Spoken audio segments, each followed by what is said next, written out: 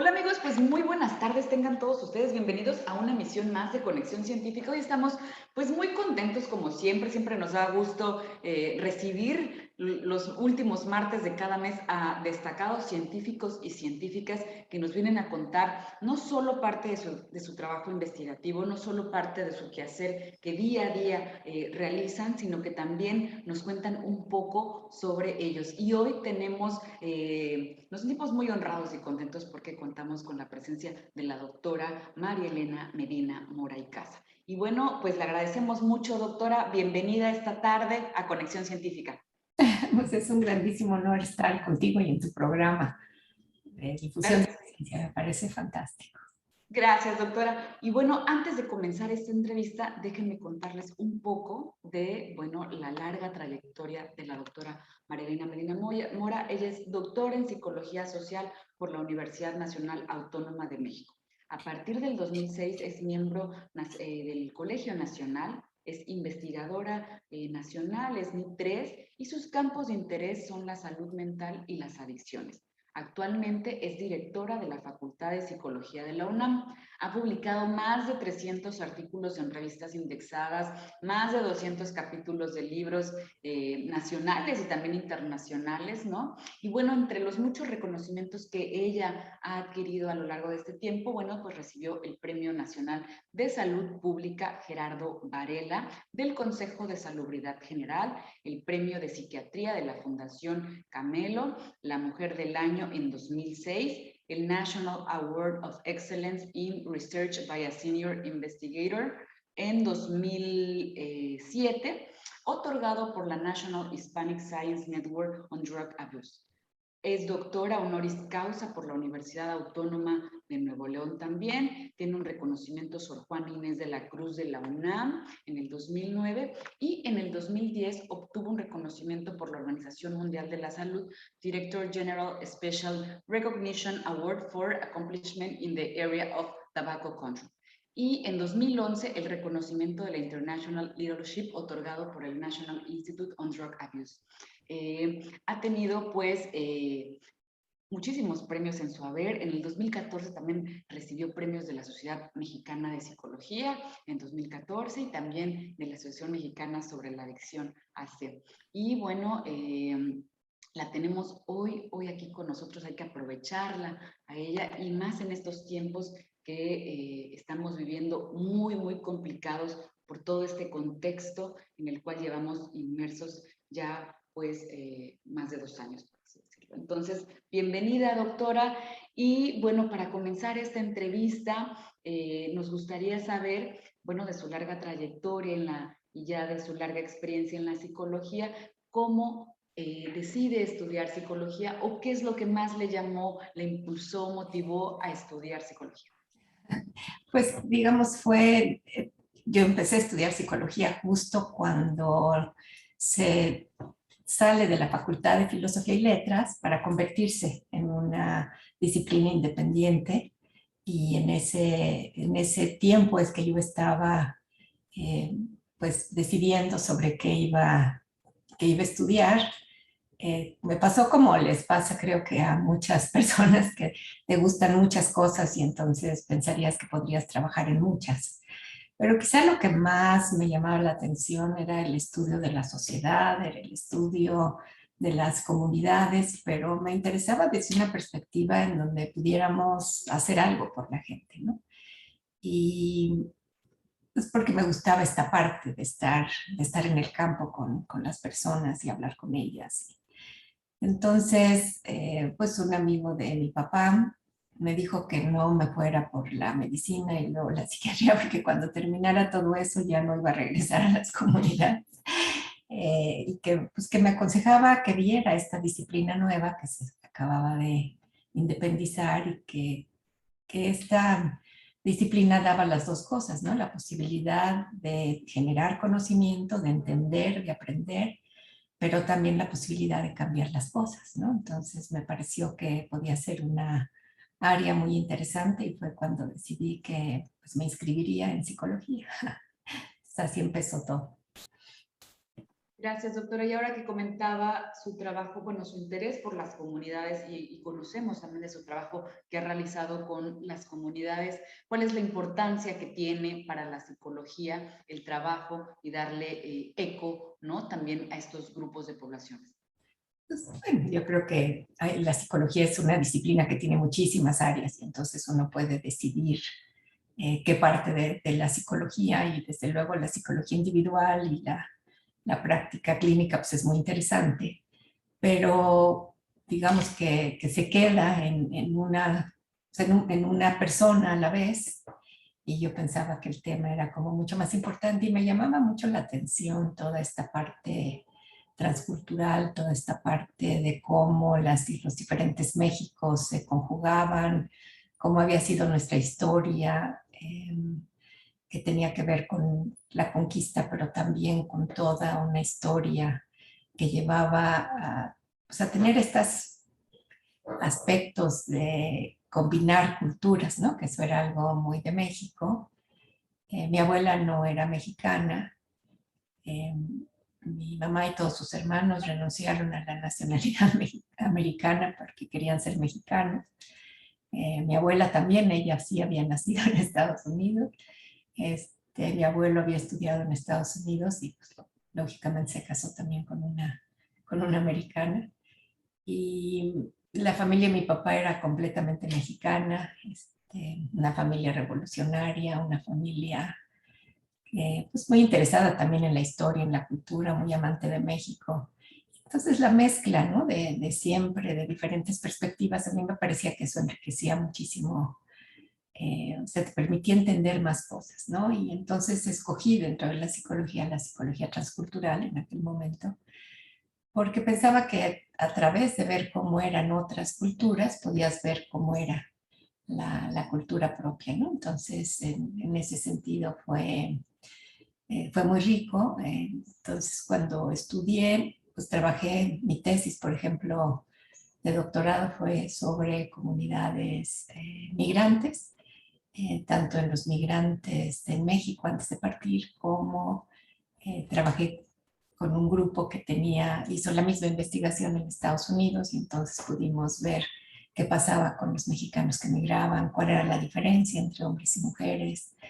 Pues era una época muy al inicio de la migración y parte de lo que nos encontrábamos es que en la muestra teníamos pocos hombres, siempre teníamos muchas más mujeres y pues estábamos preocupados por un sesgo en la muestra, pero pues yendo a las comunidades rurales lo que nos dimos cuenta es que los hombres viajaban a Estados Unidos, de hecho habíamos escogido Michoacán por eso, y entonces regresaban, ¿no? Cada año, pero en el día a día las mujeres eran las que tenían a su cargo la cultura, el trabajo, la educación de los niños.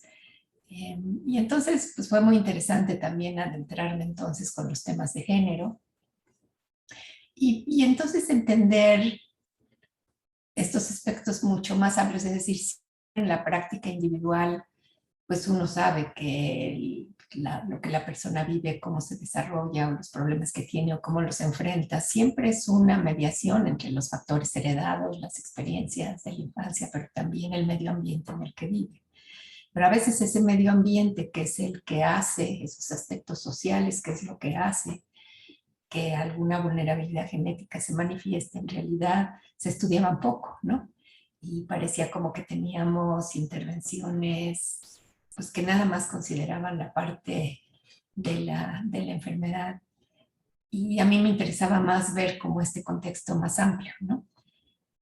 Cuando pues terminé mi licenciatura, pues empecé a hacer mi trabajo de campo. Bueno, ya había hecho trabajo de campo en comunidades, pero pues empecé con el tema de las drogas en las comunidades, pero lo que me di cuenta es que pues, lo que había aprendido no era suficiente para aplicar o adaptar los modelos de intervención que había aprendido en condiciones, en poblaciones, sobre todo en condiciones de pobreza, y cómo el elemento social en estas poblaciones era tan importante, claro que eso era lo que a mí me interesaba, y pesaba tanto que teníamos que pensar en cosas mucho más grupales y colectivas. Y bueno, fue así como decidí, después de hacer la maestría en clínica, hacer el doctorado en social y bueno, ahí pues tuve que tomar una decisión de trabajar, de regresar a la práctica o dedicarme a la investigación. Y entonces la investigación me jaló, tanto pues porque había tenido la oportunidad de entrar a un centro de investigación, porque me había invitado una de mis maestras, ahí entré a hacer el servicio social y realmente me atrapó porque tenía las dos cosas, tenía el componente de la investigación, pero también el componente de la intervención, ¿no? La única diferencia es que cambiábamos de un proyecto a otro, de una comunidad a otra, pero al final pues, se tenían las posibilidades de pues, lo que yo había pensado que me hubiera gustado hacer, ¿no? Entonces fui muy afortunada de poder entrar a este centro de investigación que se estaba formando y fue ahí como entonces me incliné por la investigación. Gracias, doctora. Y también sabemos, por ejemplo, que usted ha tenido también experiencia en otras universidades fuera de México, ¿no? Fue profesora adjunta en la escuela de Harvard, ¿no? ¿Cuáles han sido como cuáles son como estas experiencias enriquecedoras que ha tenido en poder estar, ¿no? Poder convivir y ver como otras perspectivas y pues ver también como desde afuera, ¿no? El estudio que se hace aquí en México de la psicología, por ejemplo. Sí, el haber tenido estudiantes fuera de México, en Harvard, antes en la Penn State, pues fue realmente muy enriquecedor, ¿no? Estuve también muy en contacto con universidades en la frontera, con investigadores que trabajábamos en los dos lados y luego también en muchos estudios transculturales en diferentes partes del mundo, ¿no? Pero digamos desde el principio, cuando yo empecé, me gustaba desde luego la investigación que permitía también actuar y probar y evaluar, pero también la docencia y la formación de profesionistas, ¿no? Cuando, digamos, el tiempo en el que empezamos las colegas y yo, que realmente nunca estuve sola, y bueno, yo empecé además con el salario más bajo que también la institución, porque era una beca de servicio social. Pero lo que, digamos, lo que buscábamos, lo que se abrió como posibilidad es un área de investigación social que no existía, es decir, en la salud lo que más perseveraba pues era la práctica clínica y la investigación básica, pero esta parte de la investigación social, esta parte del estudio de las mujeres que nos interesaba muchísimo desde entonces, no era una práctica común y tampoco había mucha tradición, ¿no? Digo, desde luego había grandes pensadores, ¿no? Esa parte definitivamente porque fue vital para que esto pudiera suceder, pero realmente no había centros de investigación que tuvieran esta pues, vocación fuera de las universidades, ¿no? Entonces parte de la idea era formar otras generaciones, formar líderes que luego, digamos, con el tiempo me di cuenta que esa parte había sido muy importante, el tener esos líderes que en el momento en que uno empieza la última etapa de la vida, ¿no? Para mí la última etapa de la vida es tan larga como la edad adulta, ¿no? O sea, uno lo que más agradece de toda la experiencia que ha tenido, es que eso que nos costó tanto trabajo luchar, tanto trabajo de posicionar, tanto trabajo de decir, soy mujer y puedo, de decir, soy joven y puedo, de decir, la investigación social es importantísima y tenemos que integrarla dentro de nuestro saber, porque las adicciones, que era el principal tema que veía entonces, no las podemos entender si no entendemos este elemento y la parte internacional, ¿no? Porque siempre es un problema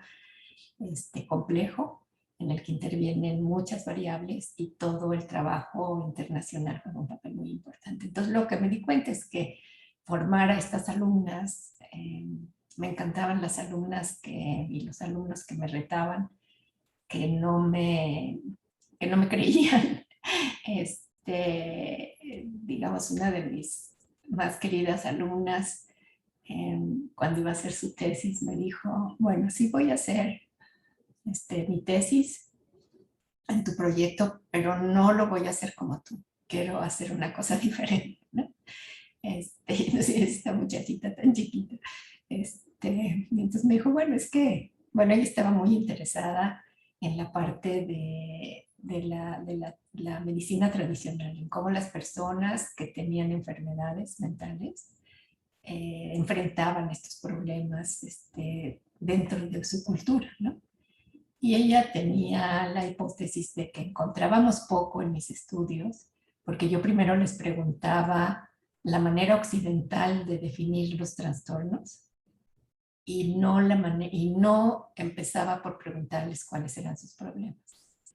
Como estábamos en este tema de la preocupación porque la gente no iba a tratamiento y de que mucha gente pues tenía muchas pérdidas por no ir a tratamiento, ella pues pensaba que teníamos que empezar a preguntar de una manera diferente. Ay, Dios mío, perdón. Y entonces ella lo que hizo fue, en lugar de preguntarle con los términos occidentales, fue preguntarles qué problemas tenían, qué les preocupaba, cuál había sido la situación que más les había afectado en su vida diaria. Y entonces, a partir de entender qué problemas, entonces preguntaba, ¿qué haces para atender esos problemas? ¿No? Entonces, y pues ella, pues con mucha sabiduría, siendo tan pequeña, digo tan jovencita, pues realmente encontró que las personas buscaban la ayuda de acuerdo con su propia definición del problema. Entonces iban a ir a ver iban a hablar con una amiga, iban a hablar con algún conocido, con algún familiar o con su mamá si tenían un problema familiar, no iban al doctor, ¿no? O sea, entonces realmente hice una tesis maravillosa y para mí fue me acuerdo tanto, ¿verdad? Eso fue hace muchísimos años, ¿no? Como 30. Y que ella en esa sabiduría de su juventud, ¿no? En esa sabiduría de como todos los jóvenes, ¿no? Como son ustedes, en esta situación de yo cuestiono, yo pregunto por qué, ¿no? Pues me dio una lección porque yo trabajaba psicología transcultural justamente por eso. Y entonces viene esta alumna como para decirme, hay que dar un paso más, ¿no? Entonces, bueno, ahora es mi jefa, quiero decir. Entonces, parte de verla crecer, de verla madurar, de verla tomar su propio camino, porque si lo hizo desde la tesis, él pues, comprenderás que sí siguió su propio camino y entonces adoptó la metodología cualitativa y pues le ha hecho unas aportaciones muy importantes, pero eso también es como parte de tener no nada más a los estudiantes, es decir, los estudiantes no solamente representaban para mí esta necesidad de formar en estas nuevas ideas, en estas nuevas metodologías, en estas nuevas maneras de entender el problema, y que además pues eran mis maestros porque en realidad pues ellos cuando leen, ¿no? Todavía doy esas clases y siempre pues ellos leen para sus tesis y me ilustran mucho, pero además lo más importante es cómo lo interpretan, cómo lo cuestionan. Así aprendí que esta parte de la enseñanza era importantísima y para mí, pero también, digamos, para que podían hacer luego cosas. Entonces, eso sí fue siempre como algo que fue de la mano, ¿no? En mi práctica, en mi investigación, porque siempre tiene un estudiante en la investigación, pero también en la docencia. Entonces, ahora cumplí 45 años en la clase. Lo sigo disfrutando muchísimo. Entonces, ahora, ¿por qué llegué ahí? O sea, cuando yo me iba a ir a estudiar a Estados Unidos porque había ganado una beca por el promedio, ¿no? Y pues ya cuando me despedí de mi jefe me dijo, no, no te puedes ir. No te dije, claro que me voy a ir. Y dice, no, ¿por qué te quieres ir? Si vas a Estados Unidos vas a hacer cola de ratón, aquí te ofrezco que serás la cabeza de león. Pero le dije, mira, lo que pasa es que tú me estás pidiendo que yo haga un estudio porque mi jefa se había ido a hacer su maestría, ¿no? Y entonces me dejó una investigación transcultural a mi cargo mientras nombraban a una persona, ¿no?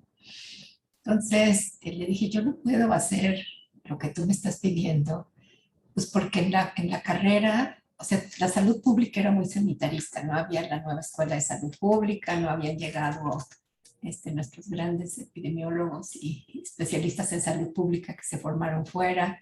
Era una orientación muy saludista y de repente yo tenía que hacer este estudio internacional financiado por Estados Unidos para el tema de las drogas y tenía que hacer muestras y tenía que... Entonces le dije, eso nunca me lo enseñaron, yo tengo que ir a aprender y luego ya puedo regresar a ayudarte. Entonces me dijo, no, mejor yo te voy a traer a los mejores maestros para que te enseñen cómo hacerlo, ¿no? Entonces aprendí en la práctica, ¿no? Que esa fue una parte muy interesante. Y desde luego me trajo a las gentes que estaban haciendo los últimos estudios y mi maestría pues fue la mitad de estos profesores americanos y la mitad de profesores mexicanos y otra vez fue esa como combinación de dos visiones y entonces hubo manera de poder adaptar las intervenciones, las metodologías, las preguntas a la cultura mexicana, ¿no? Entonces creo que eso fue una grandísima oportunidad y desde luego pues le agradezco mucho al director de entonces de esta institución porque yo era muy chica, ¿no? Era muy joven, ¿no? Tenía 22 años, ¿no? Entonces como que decía, yo no puedo tener este proyecto a mi cargo, pero pues así fue. Y bueno, ya después de eso, pues continué trabajando y entonces empecé a ser como jefa muy joven, ¿no? Pues, jefatura del proyecto, luego jefatura del departamento, luego jefatura de la dirección de investigación social, en fin, ¿no? Hasta que llegué a ser la directora del instituto, porque este centro se convirtió luego en atención de salud mental, que nos abrió entonces la perspectiva para atender salud mental y adicciones y después el Instituto de Psiquiatría. Entonces, digamos, ese fue como un camino. Entonces me preguntas, ¿no? Un largo camino para explicar qué significó dar clases fuera. Pues en primera, pues un gran honor y un grandísimo reto, ¿no? Ya, pues claro que estaba muy retada por mis alumnos, que siempre te decían, oye, pero eso no es así. Y entonces tienes que pensarlo, tienes que reflexionar. Entonces dices, pues sí, es una manera muy interesante de verlo, leamos a estos autores y nos vemos la clase que entra, en fin, ¿no? Como una cosa de enseñar aprendiendo, aprender enseñando. Es como una complicidad realmente fantástica con los alumnos, ¿no? Entonces, pues llegar allá fue un reto, ¿no? Primero, la primera vez que di clases fue en la universidad, en la enfermería, en la escuela de enfermería.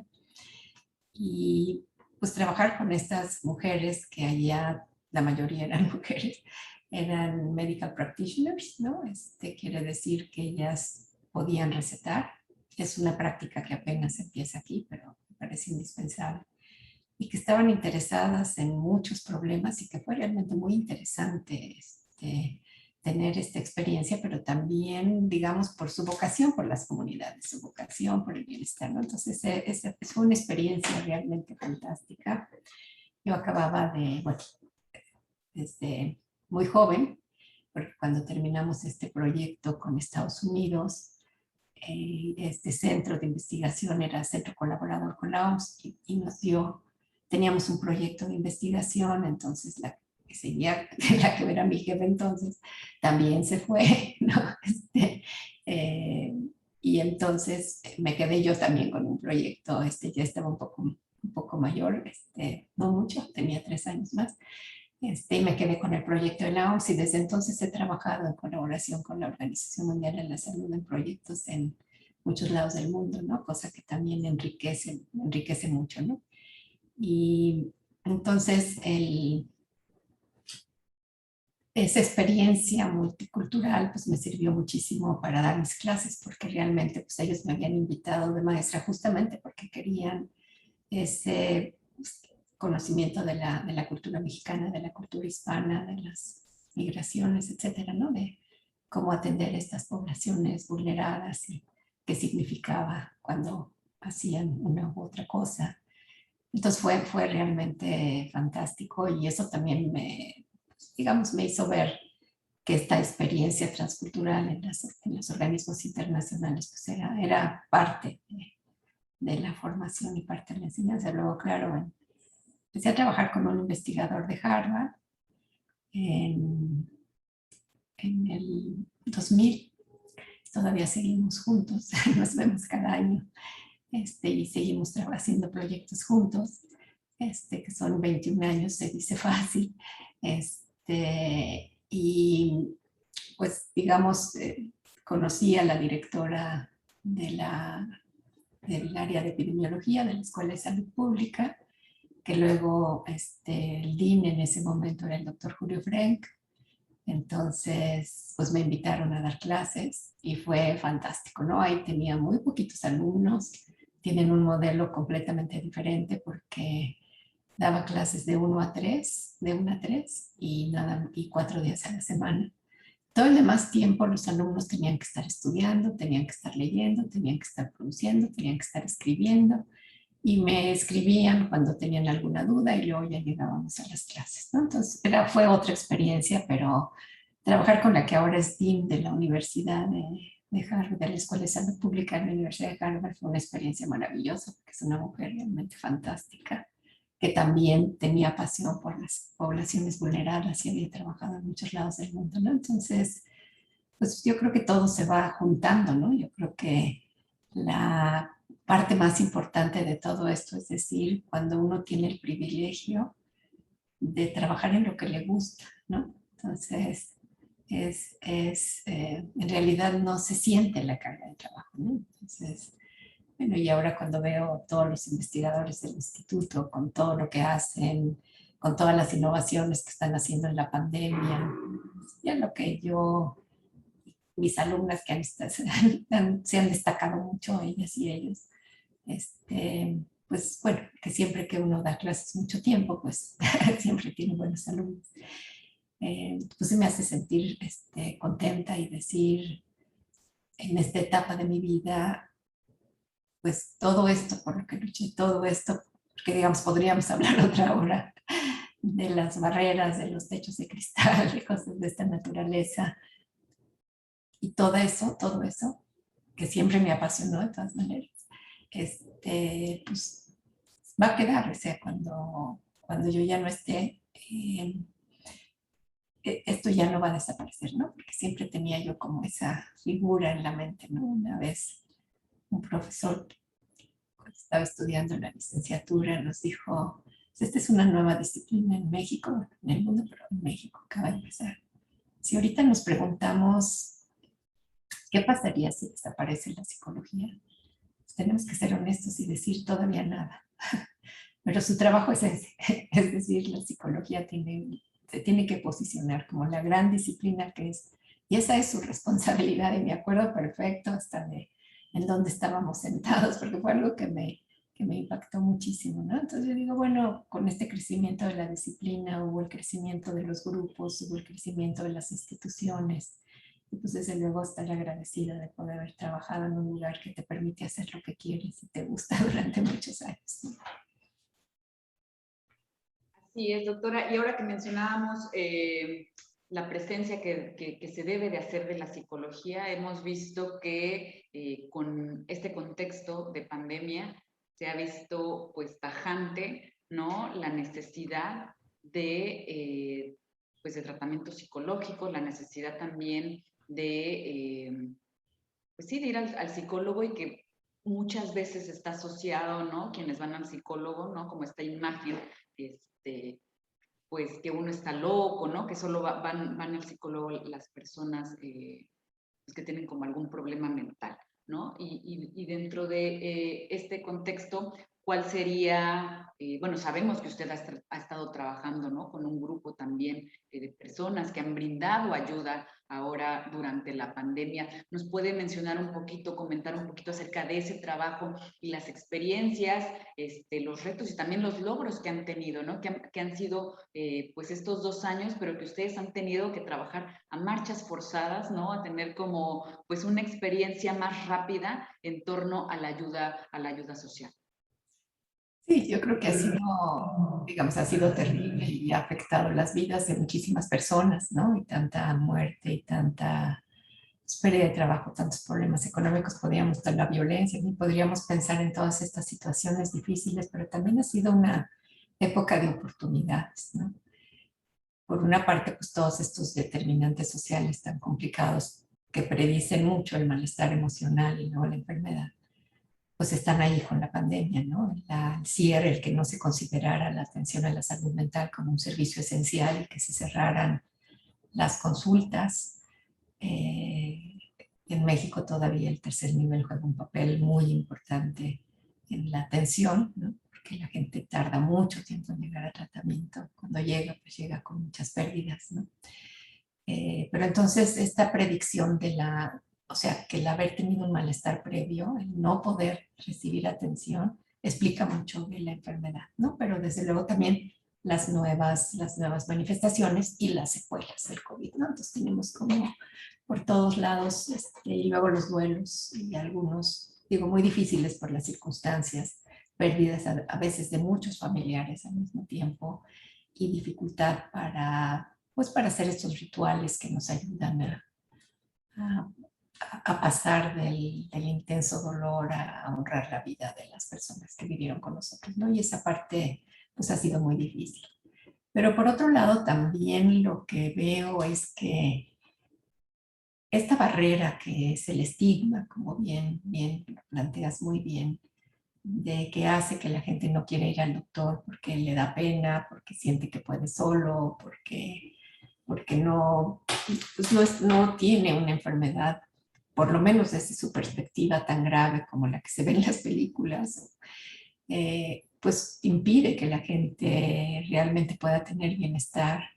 Es un costo altísimo porque las personas que van a tratamiento pueden tener una vida, pues depende del tratamiento, pues bajo control o incluso superar problemas.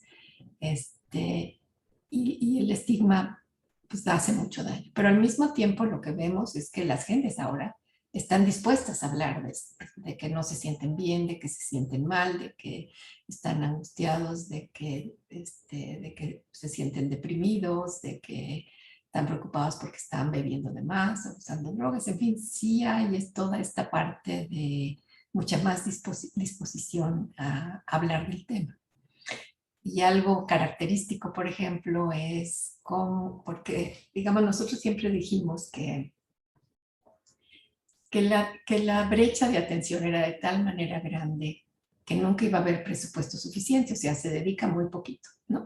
A la salud mental, pero aunque se dedique, sea muy grande la necesidad y que la única manera que podríamos dar un paso adelante es cuando la salud mental se integrara en todo el sistema de salud, es decir, no es nada más la persona que está deprimida, la persona que está deprimida a veces tiene diabetes, a veces tiene cáncer, a veces, o sea que es una enfermedad que tiene muchísima comorbilidad y que se asocia o bien antecediendo o bien como consecuencia de enfermedades que afectan mucho a las personas, el mismo dolor o el perder pues digamos, la autonomía, en fin, muchas condiciones en las enfermedades que se asocian con las enfermedades mentales. Entonces, que la única manera que lo integráramos, que dejara de ser una enfermedad que se trata fuera del sistema de salud para ir con el sistema de salud, ¿no? Entonces, que teníamos siempre que incorporar la atención a la salud mental en cualquier programa de salud, ¿no? Entonces, era como una meta importante.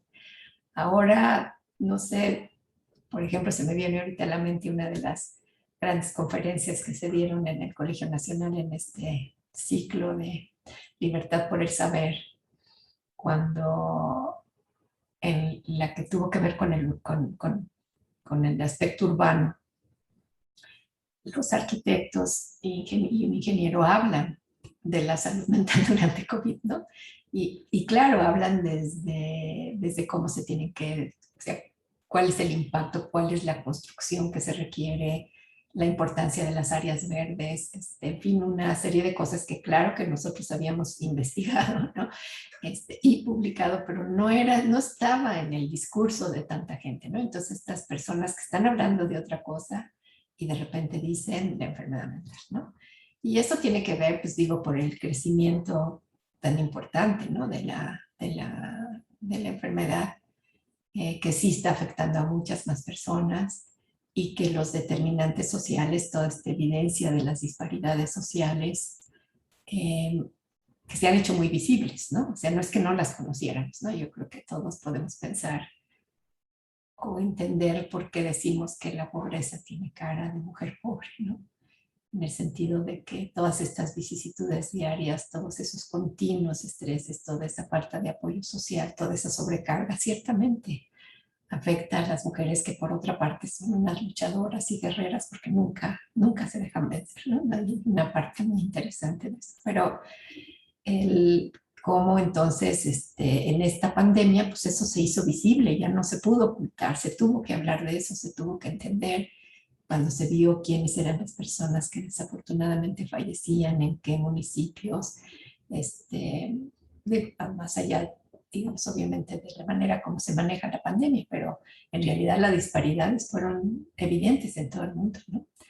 En los países con más recursos porque siempre tienen poblaciones vulneradas. Entonces, me parece que eso pues ha hecho también posible pensar o integrar la atención a estas disparidades, la atención a esta inequidad en busca de la igualdad, al mismo tiempo que tratar la enfermedad para que realmente podamos juntar las dos cosas, ¿no? Porque podemos entender muy claro cómo la violencia es el factor de riesgo más importante para la enfermedad mental, que la violencia doméstica tiene como características, además, que, que son nuevamente, ¿no? Estos problemas diarios, es decir, hay tensión diaria, hay problemas diarios, hay un miedo continuo, hay una afectación, hay esta situación que se vive, esta preocupación por los hijos, esta falta de recursos económicos, en fin, hay mucho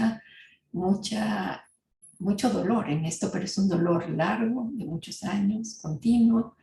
Muchas veces las mujeres se deprimen por esto y a la hora de estar deprimidas se les dificulta más luchar y tomar decisiones, y cuando deciden hacerlo están en mucho más riesgo, ¿no? De que la violencia sea fatal, ¿no? Entonces esa parte es muy fácil entenderla, pero si nos preguntamos qué vamos a hacer con eso, o sea, cómo podemos, claro, hay que hacer todos los programas para protegerlas, los albergues, las visitas, porque digamos el aislamiento no hizo que esos hogares donde había tensiones fueran fácil presas de violencia, ¿no? Entonces, como si un aumento de consumo de alcohol, el hombre pierde el trabajo, eso lo deprime mucho, la mujer tiene que salir a buscar alimento y en la casa hay parientes que abusan de los niños, es decir, hay como muchas condiciones que te dicen no basta, hay que hacerlo, pero no basta ejercer, hacer todos estos programas para identificar, para poder entender las claves cuando las mujeres las mandan, poder hacer visitas, en fin, sino que tenemos que trabajar con el origen, ¿no? Y el origen de todo esto es las relaciones, aprender a una manera diferente de relacionarnos, lograr la autonomía de la mujer, dársela con valorar el trabajo doméstico, el que tenga pues, todas estas, no sé, por ejemplo, transferencias económicas que han mostrado ser útiles en muchas intervenciones para grupos muy vulnerados, pues para que la mujer pueda estar con sus hijos, para que pueda alimentarlos. El no estar en la escuela a veces significó no tener ese alimento, ¿no? Del que dependían. Entonces hubo insuficiencia alimentaria, sigue habiendo insuficiencia alimentaria. Entonces, ¿cómo pensar que no podemos nada más hablar del tratamiento para quitar la depresión si no entendemos que esto está dentro de todo un contexto y que tenemos que atender todo ese contexto para poder también sacar adelante a la persona en su trastorno emocional, ¿no? Entonces, creo que esas oportunidades de la pandemia son importantes y la otra, pues, es la gran capacidad de innovación que tienen los jóvenes. Y realmente es fascinante de cómo pudieron reconstruir, repensar sus tesis, reconstruir, repensar sus intervenciones y cómo le hicieron para usar la tecnología y poder tener nuevas respuestas que además se van a quedar aquí, ¿no?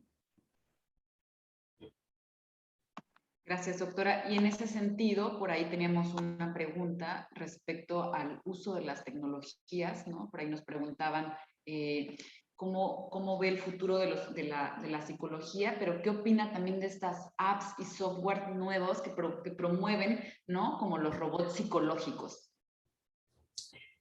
Un poquito antes de la pandemia, en unos estudios que hace otra colega mía, con quien colaboro ahora, era de, o sea, preguntarle a los estudiantes qué tipo de intervención preferirían, ¿no? Si presencial, si en línea, si por teléfono, en fin.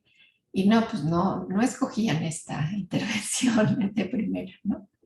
Y pocos meses después de que se publique este artículo, pues resulta que tenemos que atender, empezar a trabajar, ¿no? Yo tuve pues, el privilegio de entonces estar trabajando en la Facultad de Medicina. Cuando terminé mi periodo como directora del instituto, me invitaron al Departamento de Psiquiatría y Salud Mental que había fundado mi jefe, ¿no? El doctor Ramón de la Fuente, que fue pues, mi tutor y mi gurú durante muchísimos años.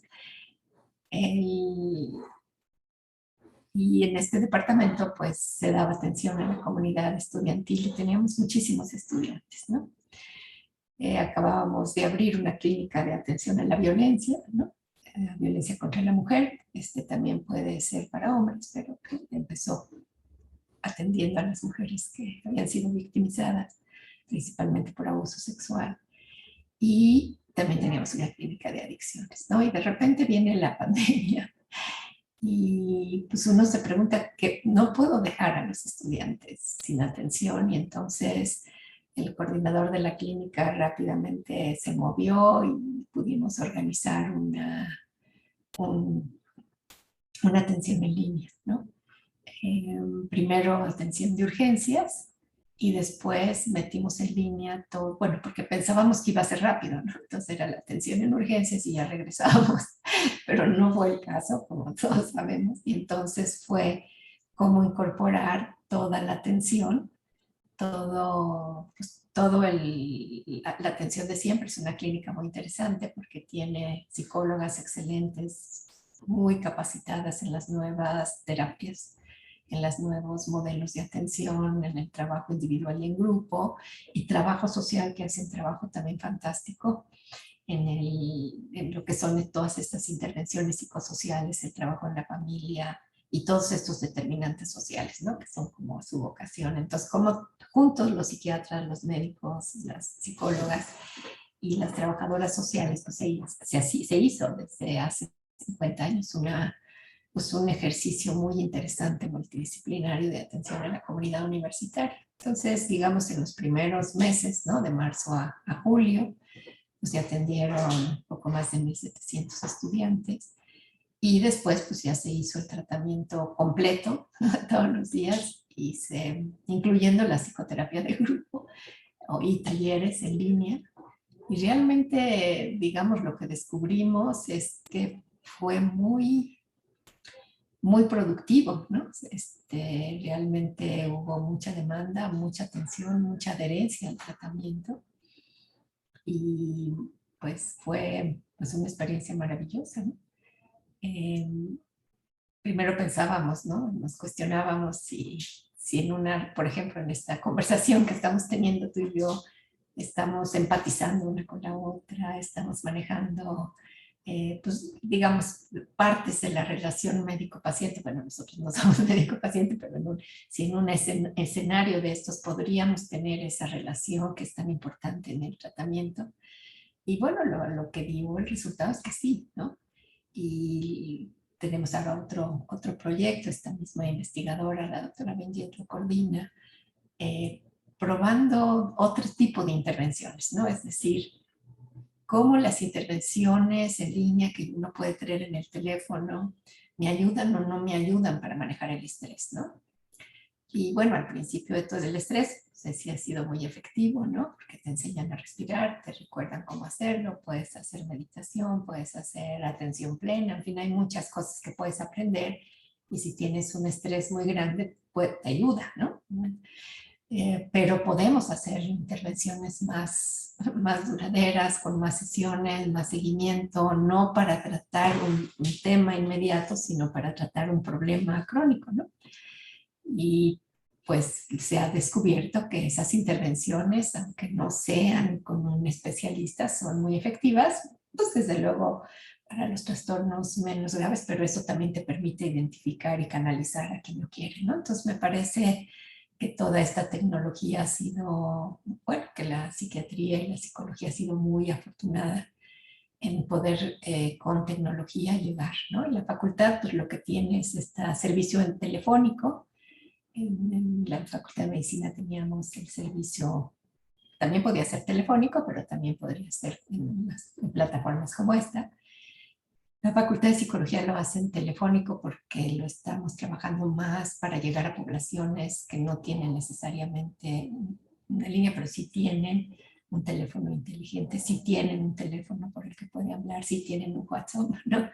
Y pueden entonces entrar, contestar un tamizaje en su teléfono, decidir si es que lo necesitan ir a tratamiento o no, firmar un consentimiento informado con códigos QR, o sea, se puede utilizar la tecnología y bueno, ese modelo que coordina la doctora Morales Chaine de una manera, me parece realmente asombroso, trabajando con la Secretaría de Salud, el coordinador de esto, el doctor Juan Manuel Quijada y la doctora Rodríguez Bores, que fue la que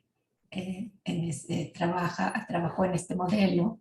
La doctora Alexis Casa hizo como el diseño y lo que pudimos hacer es trabajar 70 instituciones para dar servicio en todo el país a través de estas líneas telefónicas y esta tamizaje y alternativas a quienes necesitaban recuperar el sueño. Podían ir a otro tipo de intervenciones psicosociales, es decir, toda la gama, y la gente que necesitaba una atención más profesional, digamos, pues era canalizada a los servicios de tratamiento y había mucha gente que daba servicios gratuitos, ¿no? Entonces, pues fueron más de 150,000 personas que y sigue aumentando, que han estado usando estos servicios. Entonces, lo que nos dice, bueno, y tenemos otro estudio internacional en el que han participado 72 países, clínicos de 72 países, donde dicen lo mismo, es decir, el trabajo no se afectó de los clínicos, ¿no?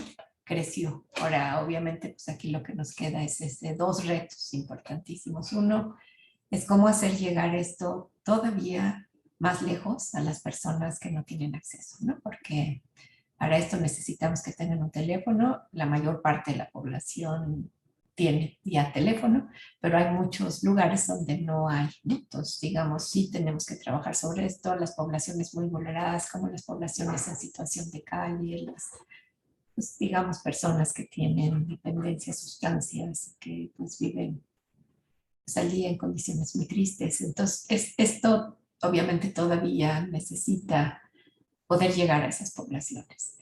Y el segundo es cómo mantenerlo, ¿no? Para que no sea, como ha sido mucho en nuestra historia, intervenciones innovativas, interesantes, que cuando pasa la emergencia dejan de ser, ¿no? ¿Cómo podemos hacer que sean, que se queden?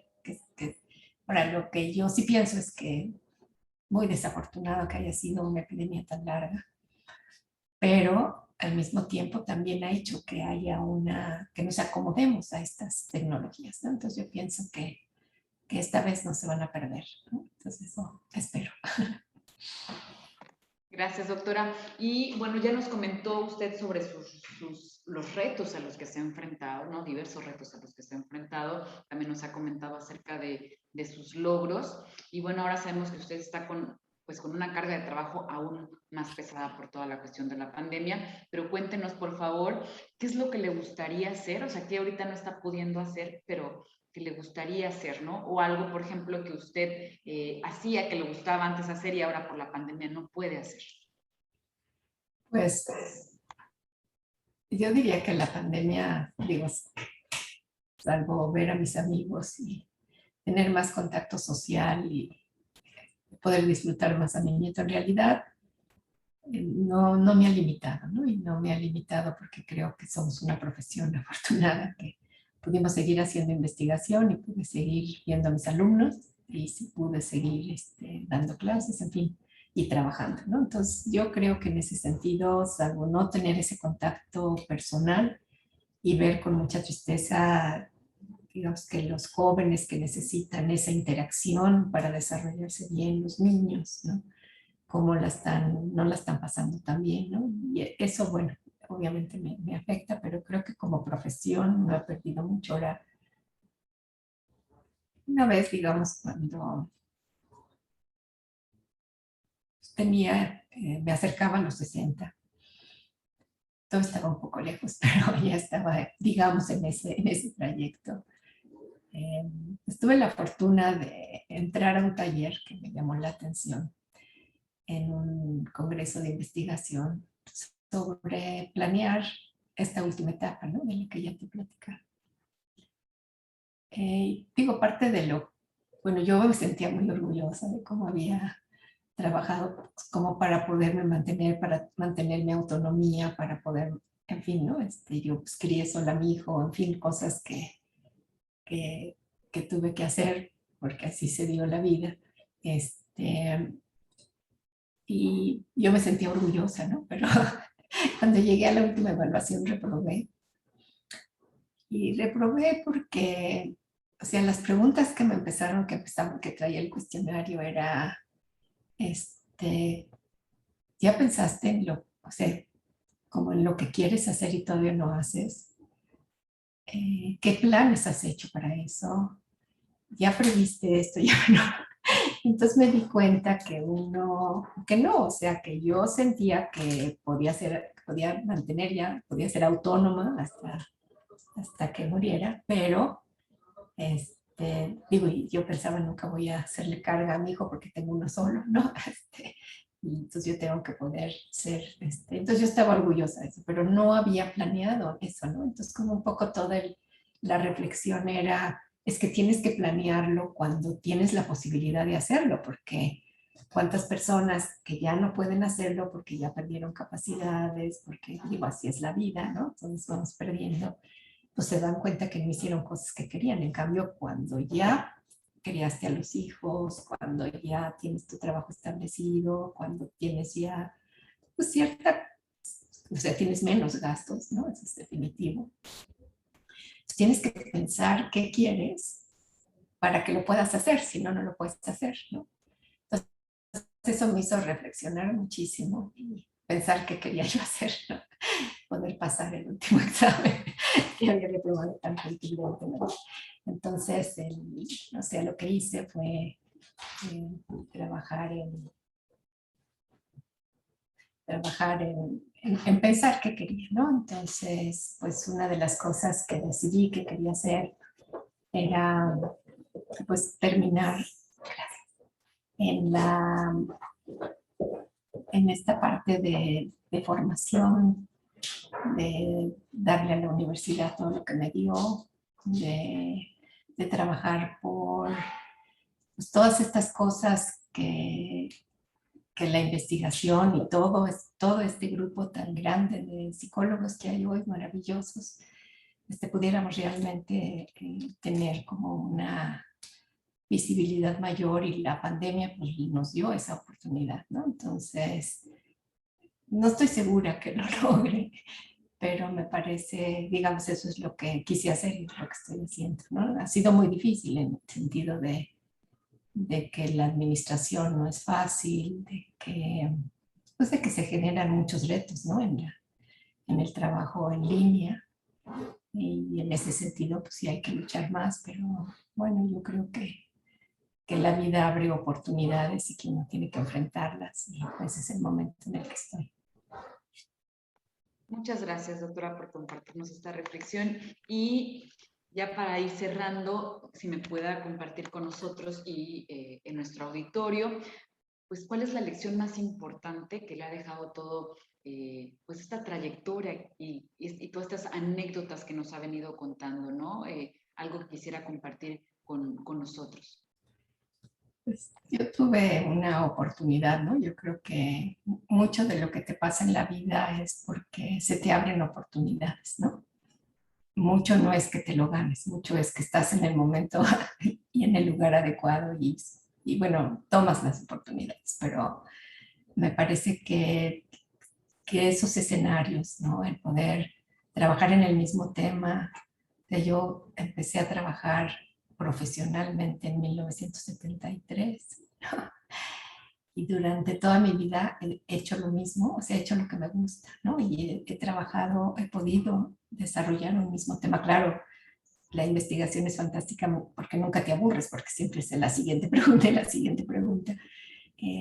Pero, pero tener ese ambiente de oportunidades, de, pues digamos, yo he trabajado en muchos lugares del mundo, con Naciones Unidas, con la OMS, con otras organizaciones, y hice mi tesis en la Universidad de Berkeley, en fin, he tenido muchas oportunidades. Yo lo que creo es que nosotros como personas que ya pasamos por eso, nuestra obligación es cómo construir esos ambientes, cómo construir esos escenarios para los jóvenes, cómo ver que tengan esas oportunidades de formación, de trabajo, de continuidad, de oportunidades de conocer el mundo, de oportunidades de conocer otras culturas, de desarrollarse en lo que quieren, o sea, lo que ellos escogen, pero con oportunidades, ¿no? Y esa parte, digamos, yo no veo tan fácil la vida de los jóvenes, ¿no? No nada más ahora en la pandemia, que es mucho más complicada, que tiene muchos más retos, tiene oportunidades, pero muchos más retos. Yo veo todos estos jóvenes que no tienen seguridad en el trabajo, es decir, nosotros sabíamos que si estudiábamos íbamos a entrar a la universidad, que si terminábamos íbamos a tener trabajo. Y bueno, yo siempre tuve trabajo seguro, ¿no? Y yo veo que los jóvenes no tienen esas opciones, ¿no? Trabajan mucho como freelance, y creo que eso los pone en mucha tensión, ¿no? Entonces, ¿cómo podemos hacer? ¿Cómo podemos poner juntos todas nuestras posibilidades? ¿Cómo pues, todas las personas que están en mi edad y quizá un poco más jóvenes y quizá un poco más grandes, podemos dar esas oportunidades a los jóvenes? Y creo que en eso tenemos que trabajar. Pues muchísimas gracias, doctora Medina Mora, por contarnos un poco, ¿no? De sus anécdotas, de sus retos, ¿no? Y también compartirnos con nosotros, pues, estas reflexiones a las que usted ha llegado en estos años. Nos quedan muchas preguntas, la verdad es que traíamos más preguntas, sin embargo, ya estamos sobre el tiempo. No me resta más que agradecerle haber estado con nosotros en Conexión Científica y compartir, insisto, pues toda esta serie de anécdotas y reflexiones pues muy enriquecedoras para todos nosotros. Esperamos tenerla en nueva cuenta y yo invito al auditorio a que nos sigan. Recuerden, una emisión más de Conexión Científica el último martes de cada mes. Ahora en noviembre tendremos al doctor Rodrigo Medellín, quien es conocido por su estudio amplio en los murciélagos, y la BBC le hizo un documental titulado El Batman Mexicano. Entonces, ayúdenme y acompáñenme el último martes de noviembre a conocer a nuestro Batman mexicano. Yo me despido de nueva cuenta, agradecerle a la doctora Medina Mora por su tiempo, por su valiosísimo tiempo. Síganla también en todas las actividades que tienen ahora en el Colegio Nacional, estos temas tan importantes también que están reflexionando en torno a lo que está pasando ahora con la pandemia. Eso es todo por ahora. Yo me despido. Soy Milagros Vargas, directora de CAYOC, Planetario de Cancún, y nos vemos el siguiente martes. El martes del último mes. Hasta la próxima. Muchísimas gracias. Ha sido un honor estar con ustedes Gracias. en este trabajo.